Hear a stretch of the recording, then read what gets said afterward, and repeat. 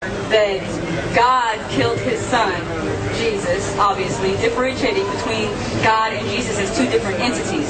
Obviously, an entity can't kill itself, so God and Jesus must be separate. However, in your concept of Christianity, you have this idea of the Trinity. Of course, the word is never actually mentioned in the Bible, but nonetheless, you have the concept of the Trinity, wherein God, Jesus, and the Holy Ghost are one. So could you explain to me at what point Jesus became one with God, and how it was that God was separated from Jesus because God couldn't kill himself because God can die, and only man can die? And what happened to the Holy Ghost when Jesus was killed? I mean, did the Holy Ghost die as well? Did they reunite after the resurrection? And what exactly is your evidence of the resurrection in the first place?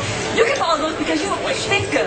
How many questions do you want to ask before I get everyone I just said? Yeah, because you know that Bible. Okay, you're cut off from coffee. No more. We need some Ritalin, actually. But I will answer those questions.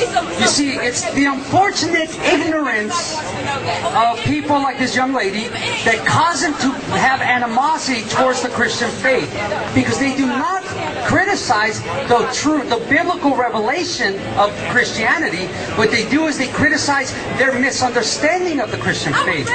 So their ignorance, ma'am, right now you're violating the law. Don't touch my property. Can you call? Don't be assaulted. Don't be assaulted. You're gonna end up in jail, ma'am. I would love to. In the name of Allah, we'll end up in jail. Don't sit here. Muhammad was a pedophile. He was a liar, a thief, a murderer.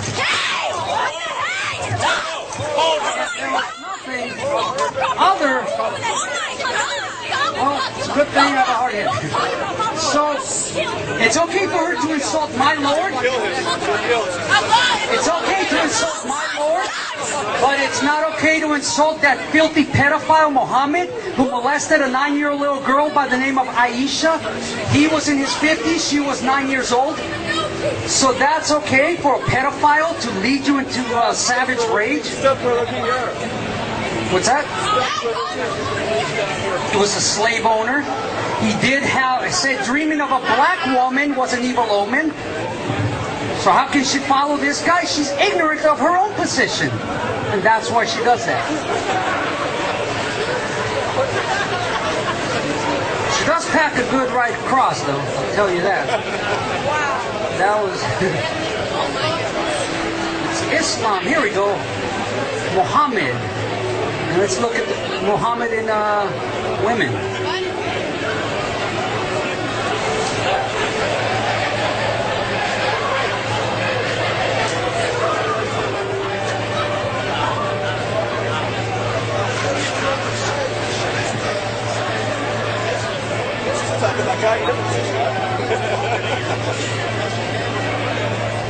That's the religion of peace, folks.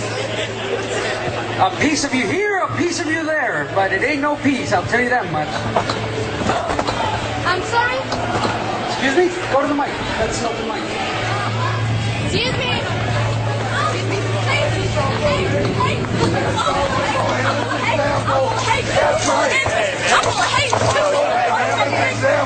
Hey, man. Just stay away, a little bit away. No, y'all already called the cops.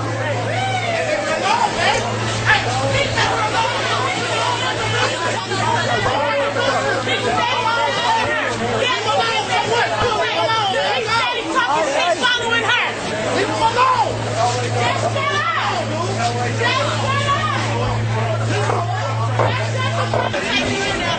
So, are you going to take it?